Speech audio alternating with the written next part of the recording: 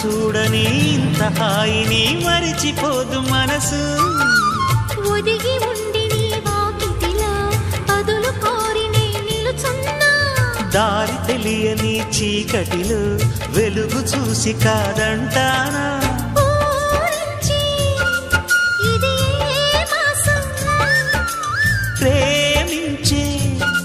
ప్రతి గుండెను అందెల సందడి చేసే హేమంతం ఇది మన సొంతం అయినది కిలకిల నవ్వే కోయిల కోసం వచ్చింది మధుమాసం